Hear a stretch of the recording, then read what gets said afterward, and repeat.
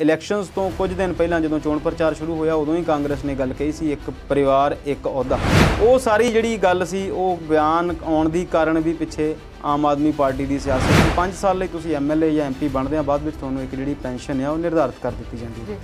फिर जे तुसीं दूसरी बार दोबारा बन के जो रिटायर हो जाते तो फिर तुहानूं एक होर पेंशन लग जाती है। गल व्यवहारक लगती भी नहीं। तो जिहड़ा मुद्दा आम आदमी पार्टी ने उठाया, एक MLA एक पेंशन या एक बंदे नूं एक ही पेंशन मिले, चंगी गल है। पर फिर गल उही आ कि जदों तुसीं कहने आ वो तो गल चंगी है, तो जदों तुसीं करदे आ वो भी चंगा करके दिखाओ। तुसीं अपने सारे MLAs पहले इस गल का अहद करो। BJP के एक वड्डे लीडर ਜਿਹੜੇ BJP चों ਕੱਢੇ गए सी उन्होंने भी कल इन्हां दी यही कह के तारीफ की कि पंजाब दी खुद मुख्तियार पार्टी है, तो जिहड़े भी इन्होंने फैसले करने होंदे ने वो इत्थे ही बैठ के कर लैंदे ने, इन्हां नूं दिल्ली नहीं जाना पैंदा। भाषण जिहड़ा मैं उन्हां दा सुणिया उन्होंने 2-3 सौहां गणाईआं ते झूठे सियासतदानां दी गल कीती। हालांकि सियासतदान झूठे हुंदे आ कि नहीं हुंदे आपां नहीं कहंदे, पर सुखबीर सिंह बादल ने कहा। देखो गल फिर उस गल ते आ रही है कि मुद्दे कित्थे गए। तुसीं 100 दिन रखिया, 100 हल्के की यात्रा करनी है, तो तुसीं सारिਆਂ ਦੀਆਂ 100ਵਾਂ ਤੇ ਤੁਸੀਂ ਗਿਣਾ ਦਿੱਤੀ, पर जो तुहाडे पिछले 10 सालों की गलबात सी वो भी तुसीं किते जिन्ना कि हिंदुस्तान दीआं बैंकां 'च टोटल रुपया दस्सिया जांदा उदों अध जिहड़ा आ अमरीका उत्थे 20 सालों 'च खर्च के गया। अशरफ गनी की सरकार बनी, अमरीका कह रहा सीगा कि असीं इत्थे 3 लाख की फौज तैयार कर दी है। फौज पता नहीं उन्होंने किहड़ी तैयार की सी किहड़ी नहीं, पर फौज का जिहड़ा मुखी सी वो भी उत्थे खड़ा नहीं होया ते छड्ड के भज गए। उन्होंने 2 गल्लां दस्सियां कि अमरीका कोल उत्थे करन लई 2 काम सी, या तो असीं फिर दोबारा फोर्सेस नूं भेज के एक अजिही जंग लड़दे जिहड़ी कदे भी जित्ती नहीं सी जा सकदी। तो वो एक समय ते KN गोविंदाचार्य की असीं गल करदे हां, वो संगठन के महामंत्री सी। उन्होंने कल एक गल कीती है कि जिहड़ा पैगासस विवाद आ ये एक तरह का आतंकवाद आ।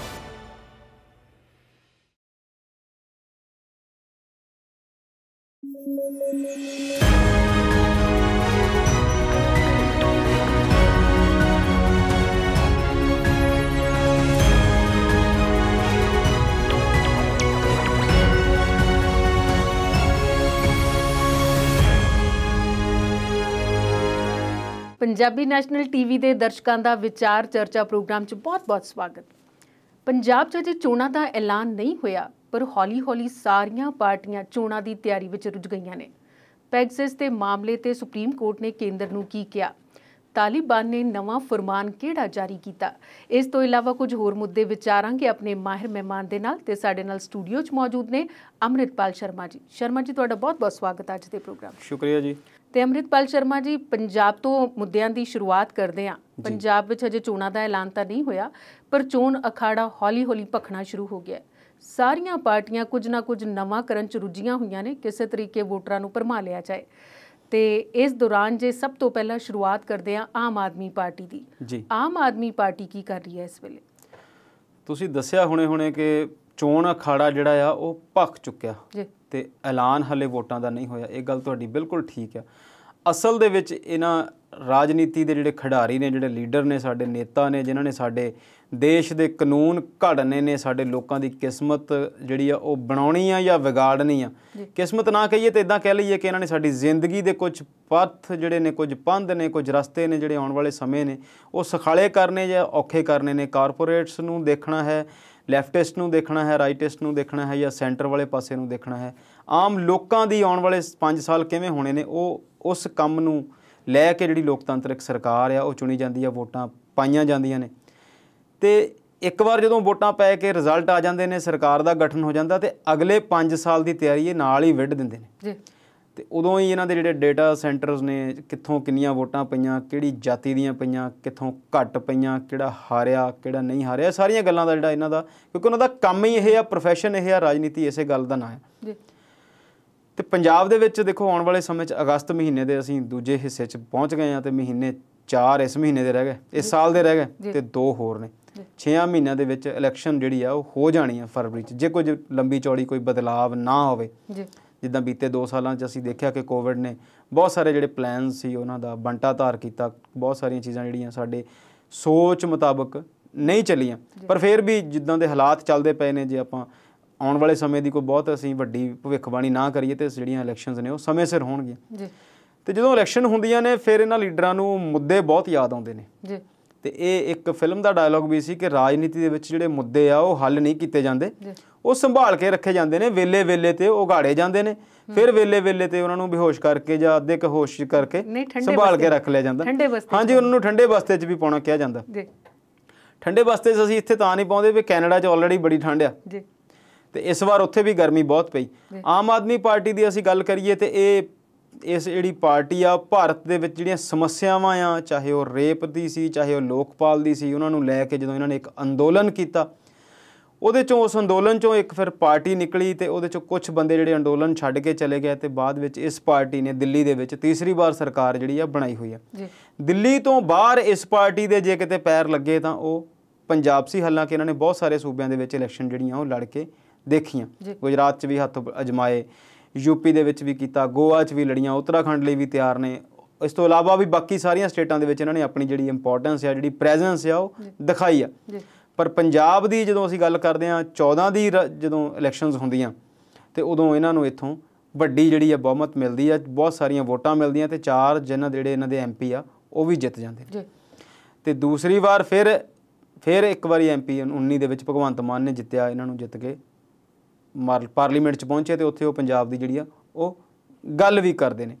ਕੱਲ ਆਮ ਆਦਮੀ ਪਾਰਟੀ ਦੀ ਪੰਜਾਬ ਇਕਾਈ ਦੇ ਵਿੱਚ ਜਿਹੜੇ ਉਹਨਾਂ ਦੇ ਲੀਡਰ ਸੀ, ਹਰਪਾਲ ਚੀਮਾ ਜੀ ਸੀ, ਹੋਰ ਨਾਲ ਸੀ ਉਹਨਾਂ ਦੇ ਨਾਲ ਜਿਹੜੇ MLA ਸੀਗੇ, ਉਹਨਾਂ ਨੇ ਜਾ ਕੇ ਰਾਜਪਾਲ ਨੂੰ ਇੱਕ ਮੰਗ ਪੱਤਰ ਦਿੱਤਾ।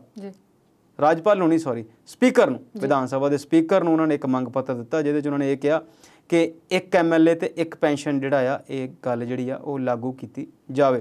ਤੁਹਾਨੂੰ ਯਾਦ ਹੋਣਾ ਜਾਂ ਦਰਸ਼ਕਾਂ ਨੂੰ ਇਸ ਗੱਲ ਦੀ ਯਾਦ ਹੋਣੀ ਹੈ ਜਿਹੜੇ ਰਾਜਨੀਤੀ 'ਚ ਦਿਲਚਸਪੀ ਰੱਖਦੇ ਆ ਜਾਂ ਗੱਲਬਾਤ ਸੁਣਦੇ ਆ, ਜਦੋਂ ਪਿਛਲੀ ਵਾਰ ਇਲੈਕਸ਼ਨ 17 'ਚ ਇਲੈਕਸ਼ਨਸ ਹੋਈਆਂ, ਉਦੋਂ ਇਲੈਕਸ਼ਨਸ ਤੋਂ ਕੁਝ ਦਿਨ ਪਹਿਲਾਂ ਜਦੋਂ ਚੋਣ ਪ੍ਰਚਾਰ ਸ਼ੁਰੂ ਹੋਇਆ, ਉਦੋਂ ਹੀ ਕਾਂਗਰਸ ਨੇ ਗੱਲ ਕਹੀ ਸੀ ਇੱਕ ਪਰਿਵਾਰ ਇੱਕ ਅਹੁਦਾ, ਕਿ ਬਹੁਤ ਸਾਰੀਆਂ ਜਿਹੜੀਆਂ ਚੀਜ਼ਾਂ ਆ ਉਸ ਚੀਜ਼ ਨਾਲ ਹੱਲ ਹੋਈਆਂ ਸੀ, ਕਿਉਂਕਿ ਕਈ ਫੈਮਲੀਆਂ ਦੇ ਵਿੱਚੋਂ ਇੱਕ ਦੋ ਮੈਂਬਰ ਵੀ ਲੜਦੇ ਸੀ।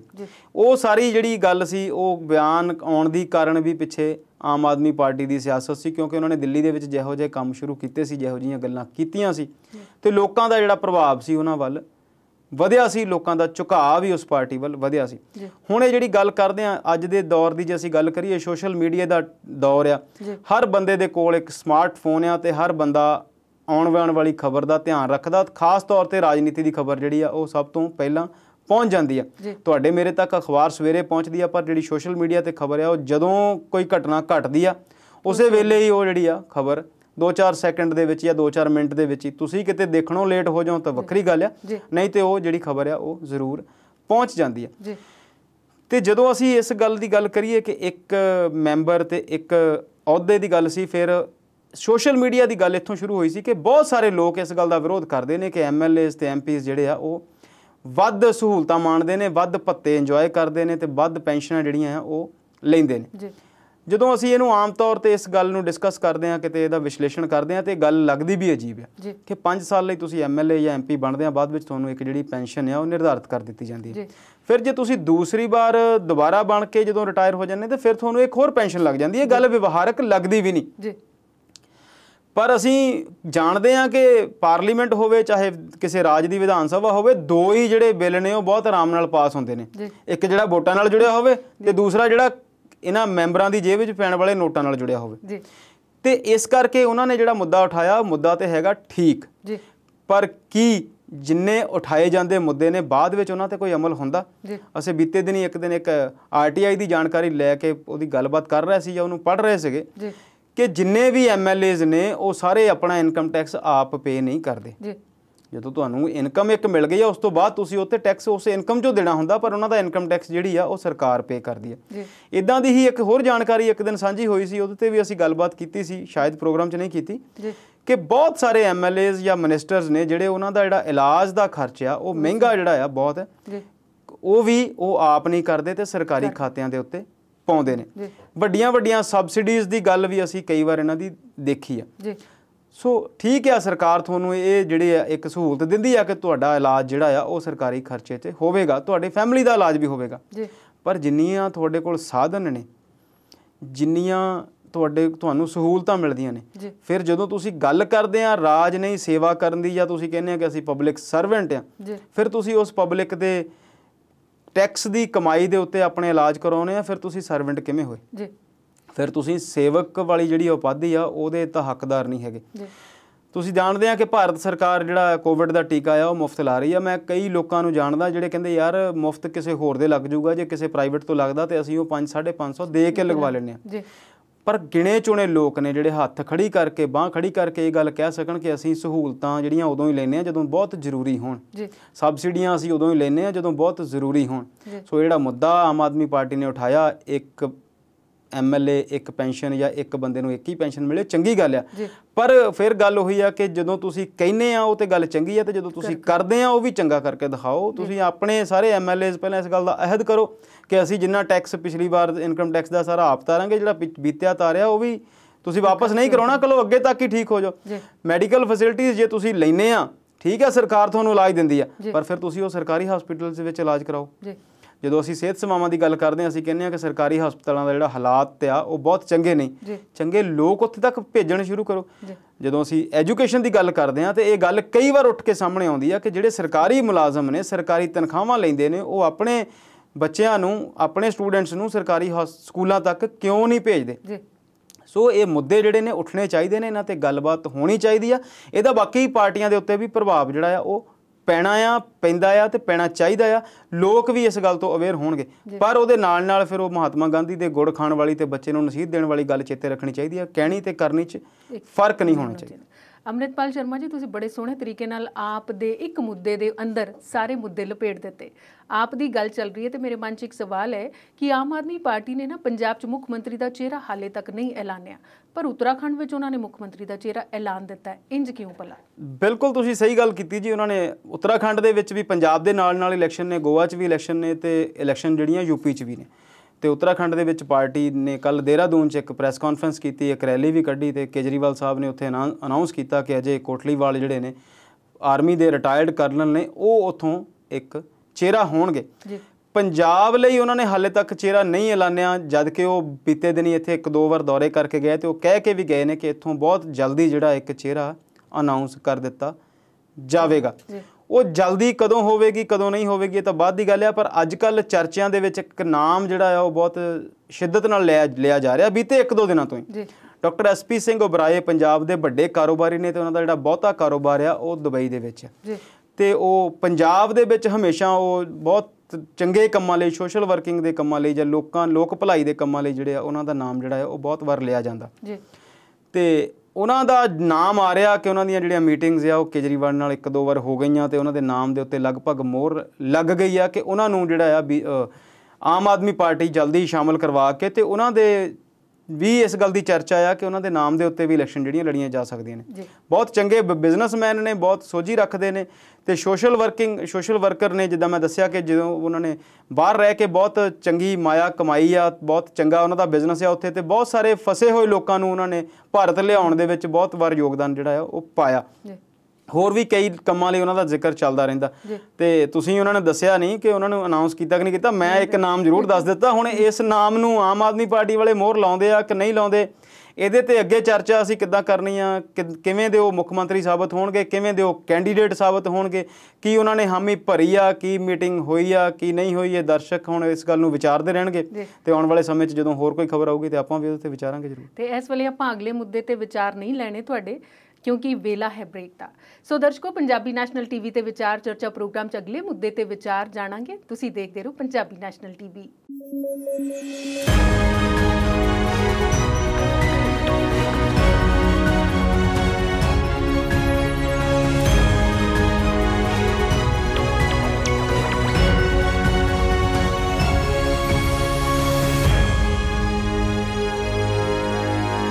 ਵਕਫੇ ਤੋਂ ਬਾਅਦ ਵਿਚਾਰ ਚਰਚਾ ਪ੍ਰੋਗਰਾਮ 'ਚ ਸਵਾਗਤ ਕਰਦੇ ਹਾਂ। ਤੇ ਅੰਮ੍ਰਿਤ ਜੀ, ਹੁਣ ਗੱਲ ਪੰਜਾਬ ਦੀ ਸਿਆਸਤ ਦੀ ਕਰ ਰਹੇ ਸੀ ਤੇ ਹੁਣ ਵੀ ਪੰਜਾਬ ਦੀ ਸਿਆਸਤ ਨਾਲ ਜੁੜੀ ਹੋਈ ਗੱਲਬਾਤ ਹੈ ਜੀ। ਸ਼੍ਰੋਮਣੀ ਅਕਾਲੀ ਦਲ ਦੇ ਪ੍ਰਧਾਨ ਸੁਖਬੀਰ ਸਿੰਘ ਬਾਦਲ ਯਾਤਰਾ ਤੇ ਤੁਰ ਪਏ ਨੇ ਜੀ। 100 ਦਿਨ ਤੇ 100 ਹਲਕੇ। ਇਹ ਸੱਚਮੁੱਚ 100 ਹਲਕਿਆਂ ਦੀ ਸੈਰ ਕਰਨਗੇ ਕਿ ਬਸ ਇਹ ਜੁਮਲਾ ਰਹਿ ਜਾਏਗਾ?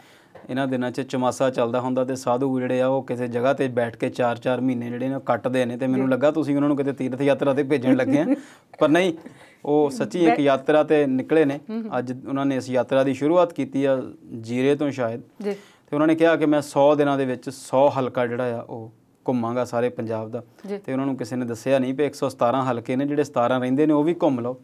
ਪਰ ਦੇਖੋ ਗੱਲ ਫਿਰ ਉੱਥੇ ਦੀ ਉੱਥੇ ਆ ਪਰਮਿੰਦਰ ਜੀ ਕਿ ਉਹਨਾਂ ਨੂੰ ਸੀਟਾਂ ਚਾਹੀਦੀਆਂ ਨੇ 60 117 ਚੋਂ ਜਿੱਤਣ ਲਈ 59 ਨਾਲ ਗੱਲ ਬਣ ਜਾਂਦੀ ਆ 60 ਕੁ ਜੇ ਮਿਲ ਜਾਣ ਤੇ ਫਿਰ ਮਸਲਾ ਜਿਹੜਾ ਆ ਉਹ ਹੱਲ ਹੋ ਜਾਂਦਾ। ਫਿਰ ਉਹਨਾਂ ਨੇ ਜ਼ਿਆਦਾ ਸੀਟਾਂ ਦੇ ਹਿਸਾਬ ਨਾਲ ਤੇ ਫਿਰ ਤਾਂ ਪਲੱਸ 'ਚ ਹੀ ਚੱਲ ਰਹੇ ਨੇ। ਮੈਂ ਉਹੀ ਕਿਹਾ ਵੀ ਉਹ ਥੋੜ੍ਹੀਆਂ ਵੱਧ ਲੈ ਗਏ 60 ਤੇ ਦੋ ਵਾਰ ਘੁੰਮ ਲੈਂਦੇ ਸ਼ਾਇਦ ਜ਼ਿਆਦਾ ਫਾਇਦਾ ਹੋ ਜਾਂਦਾ। ਪਰ ਨਹੀਂ, ਜੇਕਰ ਤੁਸੀਂ ਪੂਰੇ ਪੰਜਾਬ ਨੂੰ ਕਵਰ ਕਰਨਾ ਚਾਹੁੰਦੇ ਆ 100 ਦਿਨਾਂ 'ਚ 100 ਹਲਕਾ ਘੁੰਮਣਾ, ਇੱਕ ਦਿਨ ਇੱਕ ਹਲਕੇ 'ਚ ਕਰਨਾ, ਇੱਕ ਰੈਲੀ ਕਰਨੀ ਆ, 2 ਰੈਲੀ ਕਰਨੀ ਆ, ਤਾਂ ਤੁਸੀਂ 117 ਦੇ 117 ਵੀ ਕਵਰ ਕਰ ਸਕਦੇ ਆ। ਪਰ ਫਿਰ ਹੁਣ ਤੁਸੀਂ ਕਹੋਗੇ ਕਿ ਤੁਸੀਂ ਪੱਤਰਕਾਰ ਆ ਜਾਂ ਮੀਡੀਆ ਨਾਲ ਜੁੜੇ ਹੋਏ ਲੋਕ ਆ, ਹਰ ਗੱਲ ਦੇ ਵਿੱਚੋਂ ਜਿਹੜੀ ਆ ਨੁਕਤਾਚੀਨੀ ਕਰਦੇ ਆ। ਪਰ ਨਹੀਂ, ਇੱਕ ਵਿਵਹਾਰਕ ਗੱਲ ਆ ਕਿ ਜੇ ਤੁਸੀਂ ਪੰਜਾਬ ਦੇ ਮੁੱਖ ਮੰਤਰੀ ਬਣਨਾ, ਪੰਜਾਬ ਦੀ ਇੱਕ ਮਾਤਰ ਖੁਦ ਮੁਖਤਿਆਰ ਪਾਰਟੀ ਤੁਸੀਂ ਕਹਾਉਂਦੇ ਆ ਕਿ ਅਸੀਂ ਲੋਕਲ ਪਾਰਟੀਆਂ ਤੇ ਪੰਜਾਬ ਦੀ ਪਾਰਟੀਆਂ, ਤੇ ਬੀਜੇਪੀ ਦੇ ਇੱਕ ਵੱਡੇ ਲੀਡਰ ਜਿਹੜੇ ਬੀਜੇਪੀ ਚੋਂ ਕੱਢੇ ਗਏ ਸੀ ਉਹਨਾਂ ਨੇ ਵੀ ਕੱਲ੍ਹ ਇਹਨਾਂ ਦੀ ਇਹੀ ਕਹਿ ਕੇ ਤਾਰੀਫ ਕੀਤੀ ਕਿ ਪੰਜਾਬ ਦੀ ਖੁਦ ਮੁਖਤਿਆਰ ਪਾਰਟੀ ਆ ਤੇ ਜਿਹੜੇ ਵੀ ਇਹਨਾਂ ਨੇ ਫੈਸਲੇ ਕਰਨੇ ਹੁੰਦੇ ਨੇ ਉਹ ਇੱਥੇ ਹੀ ਬੈਠ ਕੇ ਕਰ ਲੈਂਦੇ ਨੇ, ਇਹਨਾਂ ਨੂੰ ਦਿੱਲੀ ਨਹੀਂ ਜਾਣਾ ਪੈਂਦਾ। ਪਰ ਜੇ ਇਹਨਾਂ ਨੇ ਕੁਝ ਅਜਿਹੀ ਯਾਤਰਾ ਸ਼ੁਰੂ ਕਰਨੀ ਸੀ ਤਾਂ ਉਹ ਸਾਰੇ ਹਲਕਿਆਂ ਦੀ ਹੋ ਸਕਦੀ ਸੀ। ਪਰ ਚਲੋ ਜਿੰਨੀ ਵੀ ਕਰ ਲੈਣਗੇ ਉਨੀ ਚੰਗੀ ਆ। ਘੱਟੋ ਘੱਟ ਸਾਡੇ ਪੂਰਵ ਮੁੱਖ ਮੰਤਰੀ ਵਾਂਗ ਜਿਹੜੇ ਹੁਣ ਦੇ ਮੁੱਖ ਮੰਤਰੀ ਨੇ ਉਹਨਾਂ ਵਾਂਗੇ ਸਾਰਾ ਦਿਨ ਸਾਰਾ ਸਮਾਂ ਮਹਿਲ 'ਚ ਹੀ ਤਾਂ ਨਹੀਂ ਬੈਠਦੇ। ਘੱਟੋ ਘੱਟ ਹਰ ਹਲਕੇ 'ਚ ਇੱਕ ਵਾਰ ਜਾਣਗੇ ਤਾਂ ਸਹੀ। ਉਹਨਾਂ ਨੇ 4-4.5 ਸਾਲ ਤੇ ਬਿਲਕੁਲ ਹੀ ਮੌਜ ਕੀਤੀ। ਇਸੇ ਕਰਕੇ ਫਿਰ ਉਹਨਾਂ ਨੂੰ ਹੁਣ ਜਿਹੜਾ ਦੌੜ ਆ ਉਹਨਾਂ ਨੂੰ ਵੀ ਲਾਉਣੀ ਪੈਣੀ ਆ, ਘੁੰਮਣਾ ਉਹਨਾਂ ਨੂੰ ਵੀ ਪੈਣਾ। ਗੱਲ ਜਿਹੜੀ ਕੱਲ੍ਹ ਉਹਨਾਂ ਨੇ ਇਸ ਗੱਲ ਦੀ ਸ਼ੁਰੂਆਤ ਕੀਤੀ, ਸੁਖਬੀਰ ਸਿੰਘ ਬਾਦਲ ਨੇ ਕੱਲ੍ਹ ਇੱਕ ਜਿਹੜੀ ਗੱਲ ਕੀਤੀ, ਇੱਕ ਭਾਸ਼ਣ ਜਿਹੜਾ ਮੈਂ ਉਹਨਾਂ ਦਾ ਸੁਣਿਆ, ਉਹਨਾਂ ਨੇ 2-3 ਸੌਹਾਂ ਗਿਣਾਈਆਂ ਕਿ ਝੂਠੇ ਸਿਆਸਤਦਾਨਾਂ ਦੀ ਗੱਲ ਕੀਤੀ। ਹਾਲਾਂਕਿ ਸਿਆਸਤਦਾਨ ਝੂਠੇ ਹੁੰਦੇ ਆ ਕਿ ਨਹੀਂ ਹੁੰਦੇ ਆਪਾਂ ਨਹੀਂ ਕਹਿੰਦੇ, ਪਰ ਇਹ ਸੁਖਬੀਰ ਸਿੰਘ ਬਾਦਲ ਨੇ ਕਿਹਾ ਕਿ 3 ਵੱਡੇ ਝੂਠੇ ਸਿਆਸਤਦਾਨ ਜੇ ਸਾਡੀ ਮੌਜੂਦਾ ਪੋਲੀਟਿਕਸ ਦੇ ਗਿਣਨੇ ਹੋਣ ਤਾਂ ਉਹਨਾਂ ਨੇ ਉਹ 3 ਗਿਣਾਏ।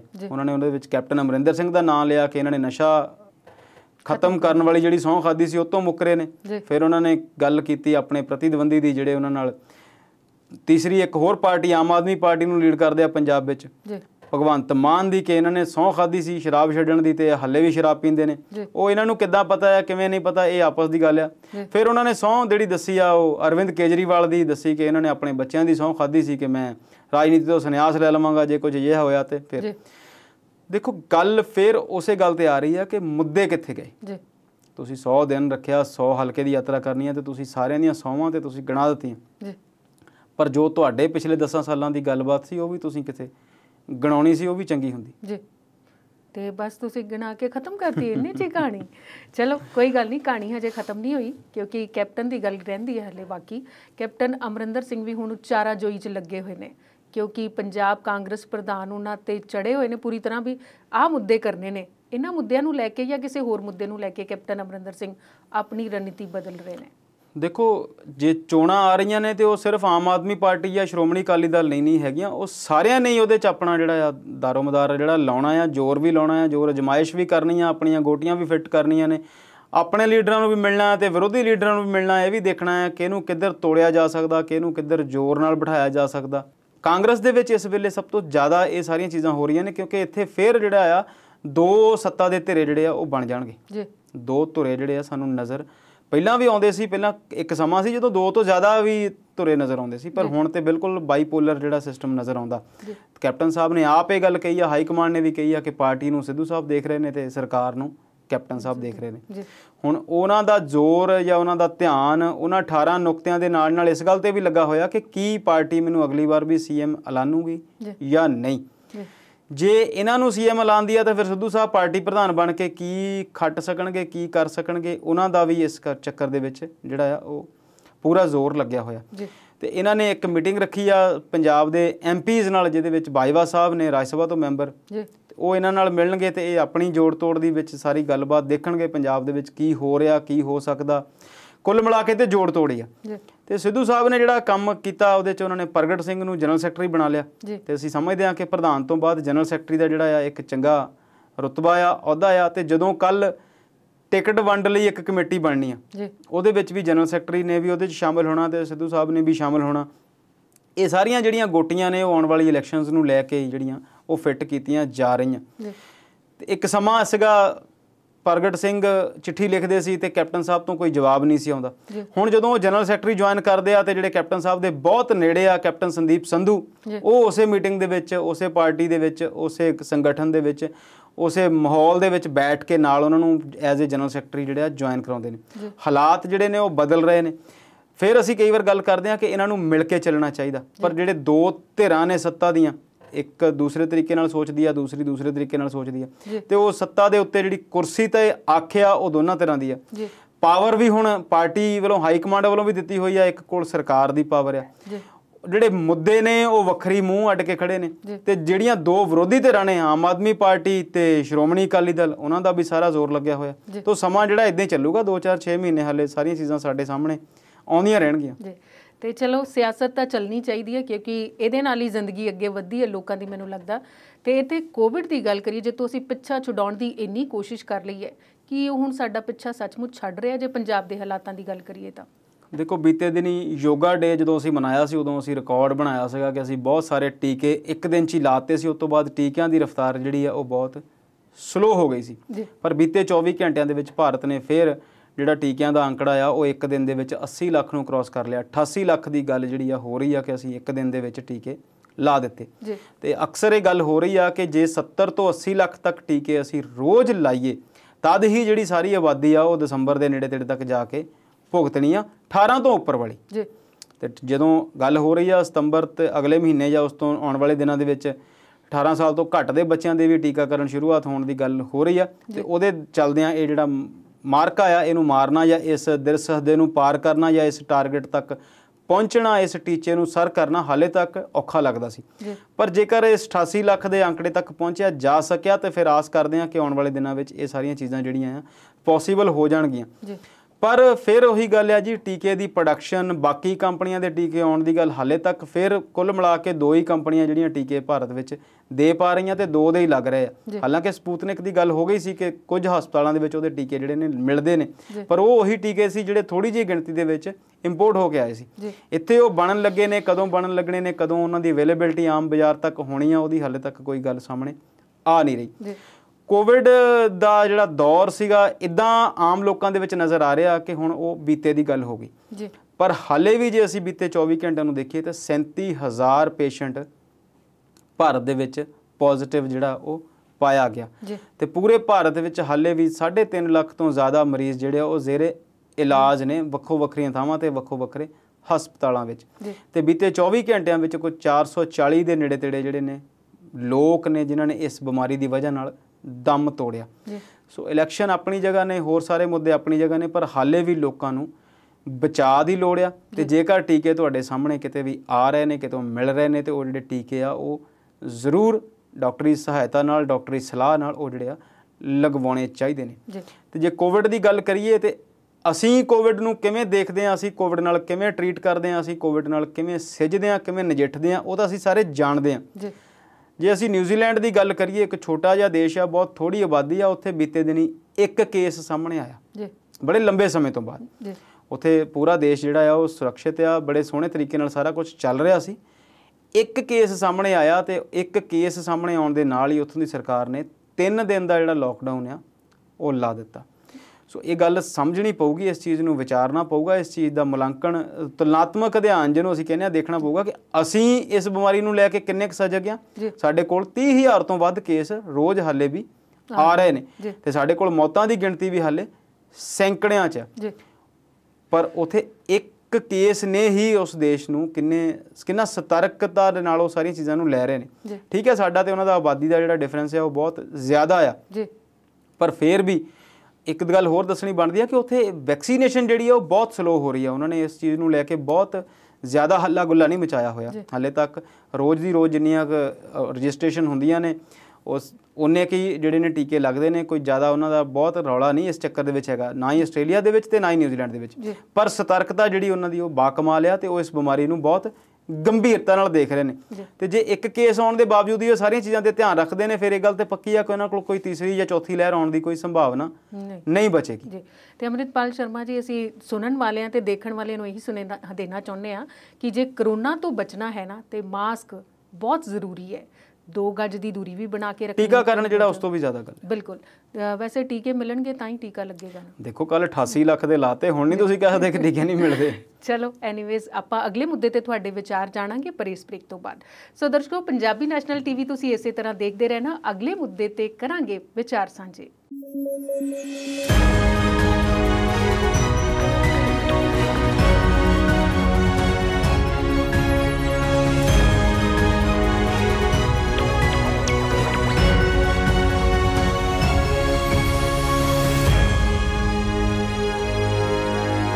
ਵਕਫੇ ਤੋਂ ਬਾਅਦ ਵਿਚਾਰ ਚਰਚਾ ਪ੍ਰੋਗਰਾਮ 'ਚ ਦਰਸ਼ਕਾਂ ਦਾ ਫਿਰ ਤੋਂ ਸਵਾਗਤ ਕਰਦੇ ਹਾਂ।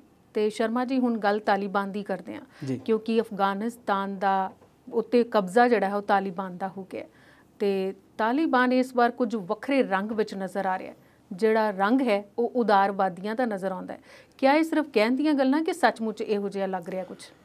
ਦੇਖੋ, ਤੁਹਾਡੀ ਗੱਲ ਬਿਲਕੁਲ ਦਰੁਸਤ ਆ। ਅੱਜ ਦੇ ਸੰਦਰਭ ਦੀ ਜੇ ਗੱਲ ਕਰੀਏ ਤੇ ਅੰਤਰਰਾਸ਼ਟਰੀ ਪੱਧਰ ਦੇ ਉੱਤੇ ਸਭ ਤੋਂ ਵੱਡੀ ਜਿਹੜੀ ਖਬਰ ਆ ਉਹ ਇਹੀ ਫੈਲੀ ਹੋਈ ਆ ਕਿ ਤਾਲਿਬਾਨ ਨੇ ਅਮਰੀਕਾ ਨੂੰ ਹਰਾ ਦਿੱਤਾ ਜਾਂ ਅਮਰੀਕਾ ਉਥੋਂ 20 ਸਾਲ ਰਹਿਣ ਦੇ ਬਾਵਜੂਦ ਵੀ ਉੱਥੇ ਜਿਹੜਾ ਜੋ ਉਹ ਚਾਹੁੰਦੇ ਸੀ ਉਹ ਨਹੀਂ ਕਰ ਸਕੇ। ਬੀਤੀ ਸਰਕਾਰ ਨੇ, ਟਰੰਪ ਦੀ ਸਰਕਾਰ ਨੇ ਇਹ ਫੈਸਲਾ ਕਰ ਲਿਆ ਸੀਗਾ ਕਿ 2021 ਦੀ ਅਗਸਤ ਤੱਕ ਅਸੀਂ ਉੱਥੋਂ ਆਪਣੀਆਂ ਜਿਹੜੀਆਂ ਫੋਰਸਿਸ ਆ ਉਹਨਾਂ ਨੂੰ, ਨੈਟੋ ਫੌਜਾਂ ਜਿਹੜੀਆਂ ਉਹਨਾਂ ਨੂੰ ਕੱਢ ਲਵਾਂਗੇ। ਜਦੋਂ ਅਸੀਂ ਅੰਕੜਿਆਂ ਦੀ ਗੱਲ ਕਰਦੇ ਹਾਂ ਤੇ 60 ਲੱਖ ਕਰੋੜ ਇਹ ਉਹ ਰਕਮ ਦੱਸੀ ਜਾਂਦੀ ਹੈ ਜਿਹੜੀ ਅਮਰੀਕਨ ਫੋਰਸਿਸ ਨੇ ਉੱਥੋਂ ਖਰਚੀ ਆ। ਚਾਹੇ ਉਹਦੇ 'ਚ ਵੱਡਾ ਹਿੱਸਾ ਅਮਰੀਕਾ ਦਾ ਆ, ਸ਼ਾਇਦ ਕੁਝ ਨੈਟੋ ਫੋਰਸਿਸ ਵੀ ਬਸ ਆਪਸ ਦੇ ਵਿੱਚ ਵੀ ਕੁਝ ਖਰਚਦੀਆਂ ਹੋਣਗੀਆਂ। ਤੇ ਬੀਤੇ ਦਿਨੀ ਅਸੀਂ ਇੱਕ ਦਿਨ ਮੈਂ ਪੜ੍ਹਦਾ ਸੀਗਾ ਭਾਰਤ ਦੇ ਅਰਥ ਵਿਵਸਥਾ ਨੂੰ, ਤੇ 138 ਲੱਖ ਕਰੋੜ ਭਾਰਤ ਦਾ ਕੁੱਲ ਜਮ੍ਹਾਂ ਪੂੰਜੀ ਬੈਂਕਾਂ 'ਚ ਦੱਸੀ ਜਾਂਦੀ ਹੈ। ਤਾਂ ਜਾਣੀ ਕਿ ਲਗਭਗ ਕੋਈ 48% ਜਿੰਨਾ ਕਿ ਹਿੰਦੁਸਤਾਨ ਦੀਆਂ ਬੈਂਕਾਂ 'ਚ ਟੋਟਲ ਰੁਪਈਆ ਦੱਸਿਆ ਜਾਂਦਾ, ਉਦੋਂ ਅੱਧ ਜਿਹੜਾ ਆ ਅਮਰੀਕਾ ਉੱਥੇ 20 ਸਾਲਾਂ 'ਚ ਖਰਚ ਕੇ ਗਿਆ। ਤੇ ਹਜ਼ਾਰਾਂ ਦੀ ਗਿਣਤੀ 'ਚ ਉੱਥੇ ਫੋਰਸਿਸ ਦੇ ਜਿਹੜੇ ਜਵਾਨ ਨੇ, ਚਾਹੇ ਉਹ ਅਮਰੀਕਾ ਦੇ ਨੇ, ਚਾਹੇ ਉਹ ਬ੍ਰਿਟੇਨ ਦੇ ਨੇ, ਚਾਹੇ ਉਹ ਜਰਮਨੀ ਦੇ ਸੀ, ਚਾਹੇ ਉਹਨਾਂ ਦੀਆਂ ਹੋਰ ਜਿਹੜੀਆਂ ਵੀ ਕੰਟਰੀਜ਼ ਉਹਨਾਂ ਦੀ ਮਦਦ ਕਰਦੀਆਂ ਸੀ, ਉਹਨਾਂ ਦੇ ਜਿਹੜੀ ਮੌਤਾਂ ਵੀ ਉਹਨਾਂ ਦੀਆਂ ਹੋਈਆਂ ਨੇ। ਉਸ ਦੇ ਨਾਲ ਨਾਲ ਅਫਗਾਨਿਸਤਾਨ ਦਾ ਕਿੰਨਾ ਨੁਕਸਾਨ ਹੋਇਆ, ਕਿੰਨੀ ਉੱਥੇ ਜਾਨੀ ਨੁਕਸਾਨ ਹੋਇਆ, ਕਿੰਨਾ ਮਾਲੀ ਨੁਕਸਾਨ ਹੋਇਆ, ਇਹਦਾ ਅੰਦਾਜ਼ਾ ਲਾਉਣਾ ਜਿਹੜਾ ਆ ਉਹ ਔਖਾ ਆ, ਕਿਉਂਕਿ ਇਹੋ ਜਿਹੀਆਂ ਘਟਨਾਵਾਂ ਦੇ ਉੱਤੋਂ ਬਾਅਦ ਵਿੱਚ ਕਈ ਸਾਲਾਂ ਤੱਕ ਇਹੋ ਜਿਹੀਆਂ ਰਿਸਰਚ ਜਿਹੜੀਆਂ ਜਾਰੀ ਰਹਿੰਦੀਆਂ ਨੇ ਤੇ ਕਈ ਸਾਲਾਂ ਤੱਕ ਇਹੋ ਜਿਹੇ ਜਿਹੜੇ ਅੰਕੜੇ ਨੇ ਉਹ ਆਉਂਦੇ ਰਹਿੰਦੇ ਨੇ। ਭਾਰਤ ਵਿੱਚ 47 'ਚ ਕੀ ਹੋਇਆ, ਹਾਲੇ ਤੱਕ ਵੀ ਉਹਦੀਆਂ ਕਿਤਾਬਾਂ ਛਪਦੀਆਂ ਨੇ। 84 'ਚ ਕੀ ਹੋਇਆ, ਅਸੀਂ ਬੀਤੇ ਪ੍ਰੋਗਰਾਮ 'ਚ ਵੀ ਗੱਲ ਕੀਤੀ ਕਿ ਕਿੰਨੇ ਲੋਕਾਂ ਦੀ ਮੌਤ ਹੋਈ ਤੇ ਸਰਕਾਰੀ ਤੌਰ 'ਤੇ ਕੀ ਦੱਸਿਆ ਜਾ ਰਿਹਾ। ਹੁਣ ਤੁਸੀਂ ਜਿਹੜੀ ਤਾਲਿਬਾਨ ਦੀ ਗੱਲ ਕੀਤੀ ਆ, ਕੁਝ ਕਹਿੰਦੇ ਨੇ ਕਿ ਫਾਰਸੀ ਭਾਸ਼ਾ ਦਾ ਸ਼ਬਦ ਆ, ਕੁਝ ਕਹਿੰਦੇ ਨੇ ਕਿ ਪਸ਼ਤੋ ਭਾਸ਼ਾ ਦਾ ਸ਼ਬਦ ਆ। ਤਾਲਿਬਾਨ ਦਾ ਸ਼ਾਬਦਿਕ ਅਰਥ ਅੱਜ ਦੀ ਤਰੀਕ ਦੇ ਵਿੱਚ ਇੱਕ ਸੰਗਠਨ ਹੀ ਹੋ ਗਿਆ ਕਿ ਜਿਹੜਾ ਗਰੁੱਪ ਆਫ ਪੀਪਲਸ ਆ ਜਿਹੜਾ, ਉਹਨਾਂ ਨੂੰ ਉਹ ਤਾਲਿਬਾਨ ਕਹਿੰਦੇ ਆ। 94 ਜਾਂ 96 ਦੇ ਵਿੱਚ ਇਹਦਾ ਗਠਨ ਹੁੰਦਾ ਆ। ਰਸ਼ੀਆ ਜਦੋਂ ਇਹਨੂੰ ਛੱਡ ਕੇ ਜਾਂਦਾ, ਉਸ ਤੋਂ ਬਾਅਦ ਇਹਨਾਂ ਨੇ ਉੱਥੇ 96 ਤੋਂ ਲੈ ਕੇ 2001 ਤੱਕ ਸਰਕਾਰ ਆਪਣੀ ਚਲਾਈ। 2001 ਦੇ ਵਿੱਚ ਮਸੂਦ ਜਿਹੜਾ ਇੱਕ ਸੀਗਾ, ਅਜ਼ਹਰ ਮਸੂਦ ਸ਼ਾਹ, ਉਹ ਇੱਕ ਤਾਲਿਬਾਨ ਦਾ ਖਿਲਾਫ ਵਾਲਾ ਬੰਦਾ ਸੀ। ਤਾਲਿਬਾਨ ਨੇ ਉਹਨੂੰ ਕਿਹਾ ਸੀ 94 ਦੇ ਵਿੱਚ ਕਿ ਤੂੰ ਸਾਡੇ ਨਾਲ ਸ਼ਮੂਲੀਅਤ ਕਰ ਲਾ, ਉਹ ਮੰਨਿਆ ਨਹੀਂ। ਫਿਰ ਉਹਨੇ ਪੂਰੇ ਦੁਨੀਆ ਦਾ ਦੌਰਾ ਕੀਤਾ, ਯੂਰਪ ਦੇ ਵਿੱਚ ਵੀ ਜਾ ਕੇ ਉਹਨੇ ਇਹ ਗੱਲ ਕਹੀ ਕਿ ਜਿਹੜੀ ਹੈਗੀ ਆ ਤਾਲਿਬਾਨ ਦੀ ਸਰਕਾਰ ਆ, ਉਹਨੂੰ ਹਟਾਓ ਉੱਥੋਂ ਤੇ ਲੋਕਤੰਤਰ ਦੀ ਸਥਾਪਨਾ ਕਰੋ। ਪਰ ਉਹਦੀ ਗੱਲ ਦੇ ਉੱਤੇ ਬਹੁਤਾ ਯਕੀਨ ਲੋਕਾਂ ਨੇ ਨਹੀਂ ਕੀਤਾ। ਉਹੀ ਸ਼ਖਸ ਸੀ ਜਿਹਨੇ ਅਮਰੀਕਾ ਸਰਕਾਰ ਨੂੰ ਚਿਤਾਇਆ ਸੀਗਾ ਕਿ ਜਿੱਦਾਂ 2 ਬਾਹਰਲੀਆਂ ਅੰਬੈਸੀਆਂ ਦੇ ਵਿੱਚ ਤਾਲਿਬਾਨ ਨੇ ਹਮਲਾ ਕੀਤਾ ਸੀ ਲੜਾਕਿਆਂ ਨੇ, ਤੇ ਉਹਨੇ ਅਮਰੀਕਾ ਨੂੰ ਇਹ ਗੱਲ ਦੱਸੀ ਸੀ ਕਿ ਇਸ ਤੋਂ ਵੱਡਾ ਹਮਲਾ ਤੁਹਾਡੇ ਦੇਸ਼ ਵਿੱਚ ਹੋਣ ਵਾਲਾ ਆ। ਪਰ ਅਮਰੀਕਾ ਨੇ ਉਹ ਮਸੂਦ ਦੀ ਗੱਲ ਨੂੰ ਬਹੁਤਾ ਸੀਰੀਅਸਲੀ ਨਹੀਂ ਲਿਆ ਸੀ। ਤੇ ਉਸ ਤੋਂ ਬਾਅਦ ਉਸ ਬੰਦੇ ਦੀ ਵੀ ਹੱਤਿਆ ਕਰ ਦਿੱਤੀ ਗਈ ਸੀ। ਤਾਲਿਬਾਨ ਦੇ ਹੀ 2 ਅੱਤਵਾਦੀ ਪੱਤਰਕਾਰ ਬਣ ਕੇ ਉਹਦੇ ਕੋਲ ਗਏ ਸੀ ਕਿ ਤੇਰੀ ਇੰਟਰਵਿਊ ਕਰਨੀ ਆ, ਤੇ ਉੱਥੇ ਇੱਕ ਬੰਬ ਧਮਾਕਾ ਹੋ ਗਿਆ, ਉਹ ਬੰਦਾ ਨਹੀਂ ਬਚਿਆ। ਤੇ ਉਸ ਤੋਂ ਅਗਲੇ ਦਿਨ ਹੀ ਉੱਥੇ ਬਹੁਤ ਵੱਡਾ ਅਟੈਕ ਹੋਇਆ, ਜਿਹਨੂੰ ਅਸੀਂ 2001 ਨਵੰਬਰ 2001 ਜਾਂ ਸਤੰਬਰ 2001 11 ਸਤੰਬਰ ਜਿਹਨੂੰ ਅਸੀਂ ਗਿਣਦੇ ਹਾਂ, ਜਿਸ ਤਰ੍ਹਾਂ ਜਦੋਂ ਅਸੀਂ ਦੇਖਿਆ ਸੀ ਸਾਰੀ ਦੁਨੀਆ ਦੇ ਵਿੱਚ ਕਿ ਅਮਰੀਕਾ ਦੀ ਜਿਹੜੀ ਸੀ ਸਾਰੀ ਖਲਬਲੀ ਮਚ ਗਈ ਸੀ। ਸਾਰੀ ਦੁਨੀਆ ਨੂੰ ਉਹ ਜਿਹੜੀ ਸਵੇਰ ਆ ਹਾਲੇ ਤੱਕ ਭੁੱਲੀ ਨਹੀਂ ਕਿ ਜਹਾਜ਼ ਉਹਨਾਂ ਦੇ ਕਿਡਨੈਪ ਕਰ ਲਏ ਗਏ, ਉਹਨਾਂ ਨੂੰ ਹਾਈਜੈਕ ਕਰਕੇ ਜਹਾਜ਼ਾਂ ਨੂੰ ਬਿਲਡਿੰਗਾਂ 'ਚ ਮਾਰਿਆ ਗਿਆ ਤੇ 3000 ਤੋਂ ਵੱਧ ਮੌਤਾਂ ਦੀ ਗੱਲ ਉੱਥੇ ਹੋਈ। ਉਸ ਤੋਂ ਬਾਅਦ ਫਿਰ ਅਮਰੀਕਾ ਨੇ ਤਾਲਿਬਾਨ ਦੇ ਉੱਤੇ ਜਾਂ ਅਫਗਾਨਿਸਤਾਨ ਦੇ ਉੱਤੇ ਕਹੋ ਕਿ ਫੌਜੀ ਹਮਲਾ ਬੋਲਿਆ, ਉੱਥੇ ਆਪਣੀਆਂ ਫੋਰਸਿਸ ਭੇਜੀਆਂ। ਲਦੇਨ ਨੂੰ ਉਹਨਾਂ ਨੇ ਮਾਰ ਦਿੱਤਾ। ਲਦੇਨ ਨੂੰ ਮਾਰਨ ਤੋਂ ਬਾਅਦ ਵੀ ਉੱਥੇ ਉਹ 20 ਸਾਲ 2001 ਤੋਂ ਲੈ ਕੇ ਤੇ 2021 ਆ ਗਿਆ, 20 ਸਾਲ ਉੱਥੇ ਉਹਨਾਂ ਨੇ ਰਾਜ ਹੀ ਕੀਤਾ, ਕਬਜ਼ਾ ਰੱਖਿਆ ਉਸ ਮੁਲਕ ਦੇ ਉੱਤੇ। ਅਸ਼ਰਫ ਗਨੀ ਦੀ ਸਰਕਾਰ ਬਣੀ। ਅਮਰੀਕਾ ਕਹਿ ਰਿਹਾ ਸੀਗਾ ਕਿ ਅਸੀਂ ਇੱਥੇ 3 ਲੱਖ ਦੀ ਫੌਜ ਤਿਆਰ ਕਰ ਦਿੱਤੀ ਆ।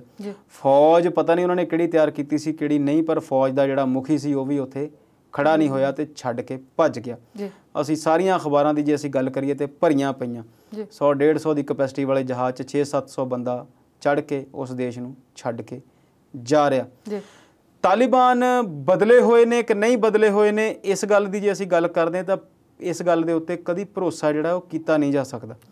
ਬੜੇ ਚਿਰਾਂ ਦੀ ਗੱਲ ਆ, ਇੱਕ ਦੋਸਤ ਦੂਸਰੇ ਦੋਸਤ ਨੂੰ ਕਹਿੰਦਾ ਕਿ ਤੂੰ ਮੇਰੇ ਤੇ ਭਰੋਸਾ ਕਰ ਜੀ, ਤੇ ਉਹ ਦੂਸਰਾ ਦੋਸਤ ਕਹਿੰਦਾ ਕਿ ਭਰੋਸਾ ਜਿਹੜਾ ਆ ਉਹ ਕੀਤੇ ਜਾਣ ਵਾਲਾ ਨਹੀਂ ਹੈਗਾ, ਇਹ ਕਮਾਏ ਜਾਣ ਵਾਲੀ ਸ਼ੈ ਹੈ। ਜੀ, ਜੇ ਬੀਤੇ 'ਚ ਤੁਸੀਂ ਕੁਝ ਅਜਿਹਾ ਕੀਤਾ ਹੋਵੇ ਜਿਸ ਤੋਂ ਲੱਗੇ, ਜਿਸ ਤੋਂ ਇਹ ਗੱਲ ਦੀ ਬੂ ਆਵੇ, ਇਸ ਗੱਲ ਦਾ ਆਭਾਸ ਹੋਵੇ ਕਿ ਹਾਂ ਯਾਰ ਇਹਨਾਂ ਨੇ ਜੋ ਕਿਹਾ ਸੀ ਉਹ ਕੀਤਾ ਆ ਤੇ ਇਹਨਾਂ ਤੇ ਸਾਨੂੰ ਭਰੋਸਾ ਕਰਨਾ ਚਾਹੀਦਾ। ਤੁਸੀਂ ਮੇਰੇ ਤੋਂ ਜਾਂ ਮੈਂ ਤੁਹਾਡੇ ਤੋਂ ਕਦੀ ਕੋਈ ਰਕਮ ਉਧਾਰ ਲਵਾਂ, ਜੇ ਸਮੇਂ ਸਿਰ ਮੋੜਦੇ ਆ ਤਾਂ ਹੀ ਤੁਸੀਂ ਦੂਸਰੀ ਵਾਰ ਦਓਗੇ, ਨਹੀਂ ਤੇ ਭਰੋਸਾ ਕਿੱਦਾਂ ਕਰਾਂਗੇ। ਤਾਲਿਬਾਨ ਨੇ ਹੁਣ ਵੀ ਜਿਹੜੀ ਸਰਕਾਰ ਬਣਾਈ ਆ ਜਾਂ ਜੋ ਵੀ ਕਬਜ਼ਾ ਕੀਤਾ ਹੈ ਉਹ ਬੰਦੂਕ ਦੇ ਦਮ ਤੇ ਕੀਤਾ।